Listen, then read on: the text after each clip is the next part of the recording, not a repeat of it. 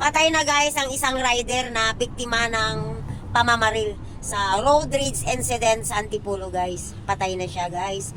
Talagang bumitaw na talaga siya. Nung buhay pa siya, nakipagsuntukan siya. Di natin alam kung anong pinaglalaban niya. Nakikipag-away siya. Tayo mga rider guys, kasi ako matagal din ako nagsisingle motor. Nagbabiyahe ako na napakalayo. Nueva Vizcaya to Isabela, Pangasinan. Yan guys, kailangan dubling ingat talaga. At saka yung mga four wheels pag nakita na natin sa side mirror natin na parang apurado na guys, yung boom, yung gano'n na yung patakbo. Kasi makikita naman sa side mirror. Mag-placer na lang tayo, left or right, kung saan ka man. Ibig sabihin, pagbigyan mo na lang siya guys. Yan, kasi hindi naman karira ang pagdadrive. Iisa lang buhay natin. Masarap mabuhay kahit mahirap. Yan, patay na siya, wala tayong magawa. Ganun talaga. Siguro, hanggang doon lang yung buhay niya kasi kung medyo hindi niya pinatulan yung si sir, nahingi na lang siya ng pasensya, hindi siya nabaril.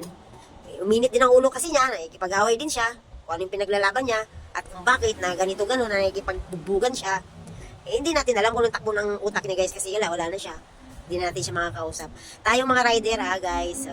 Rider din ako guys. Para sa akin, pagbigyan na lang natin ng four wheel, sa gilid na lang tayo kasi dalawa lang may gulong natin eh.